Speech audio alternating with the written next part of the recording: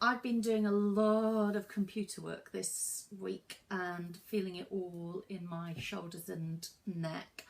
And so I thought I'd do some shoulder releases and upper body releases with you, because in pregnancy there's a lot of change around this upper body. So as your boobs get bigger, people tend to curve in a little bit, and the back lengthens slightly and your posture changes.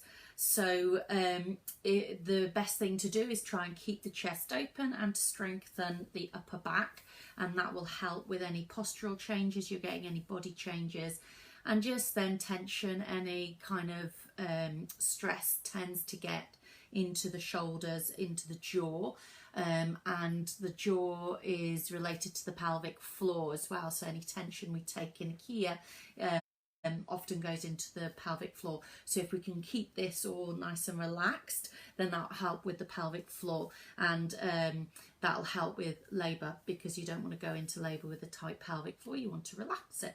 So we're going to start with just some nice shoulder circles just to warm it through. So if you rest your hands on your shoulders and then just aim with your elbows to get that circle through.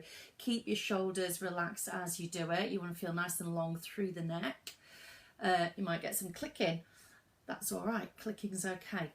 And if you can, a little pause at that open bit so you feel that stretch through your chest, and then drawing down. Good. And then I'm just going to do a little corkscrew, which you normally do with long arms, but I'm just going to go from here. Think about your elbows drawing back just a little bit so you feel the chest open, and then lengthen your head up to the ceiling and press the arms down towards the floor, towards your seat, whatever you're in. So you're up into that circle, and then just as you get to that open bit, stay open, and then lift your head and drop your arms down.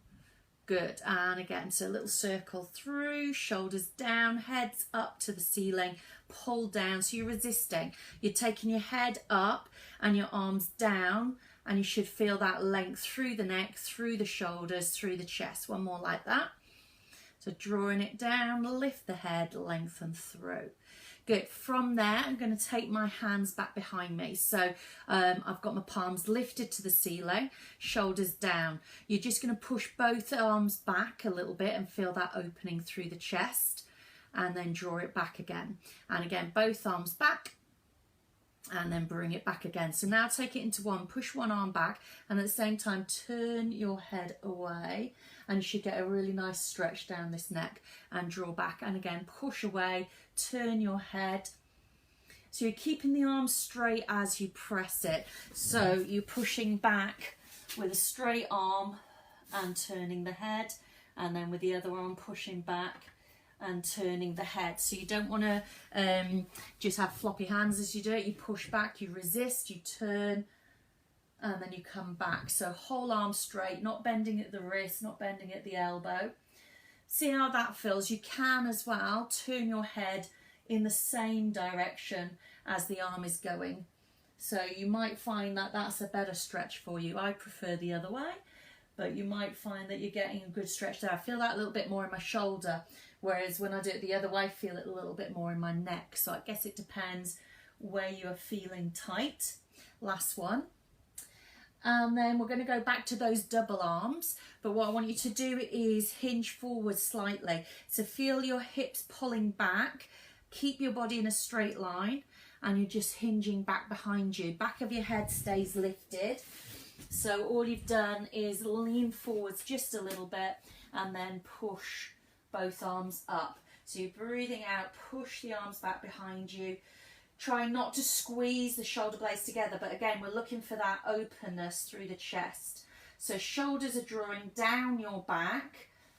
So they want to move in a kind of V shape over your rib cage. So they draw down and together rather than tops of the shoulders sort of coming over.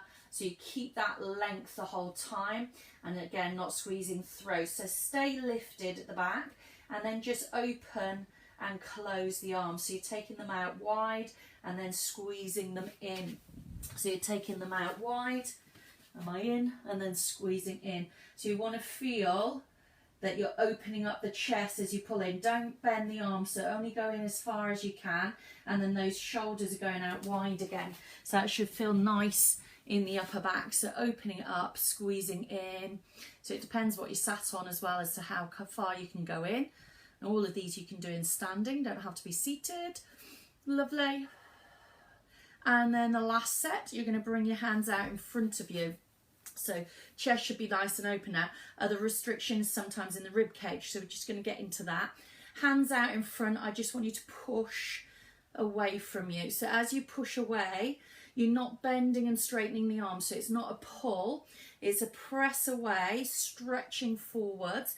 Chest stays open. If you can, turn those palms up to the ceiling, and that will help to open up the chest as well. Shoulders drawing down, and you just again want to feel that you're just opening up that upper back, just allowing the shoulder blades to move on the rib cage and getting a little bit of movement into the rib cage itself. Now increase that and push forwards and pull back into your bow and arrow. So you're pressing forwards, pulling back, and you're getting a little bit more rotation into your upper body. So your lower body staying nice and still. You're breathing out as you pull, opening up through the chest, getting work into that upper back, getting movement into your rib cage, which will help with any tightness you feel around the waist. This is great for any lower back pain that's coming from sort of stiffness to the thoracic area. Shoulders relax, and make sure your elbows are low enough that your shoulders stay down away from your ears. Good. You could do this with your head facing forwards as well, so you don't have to turn your head. That just takes it a little bit more into the rib cage, but you could stay with your head forwards and just work into your upper back. Lovely. Last one. And then relax it down, give them a little roll around, and hopefully that's released your chest a little bit and your upper back is strengthened, and that should feel quite nice. Hope you enjoyed it. I quite liked it myself, and I'll see you again next time.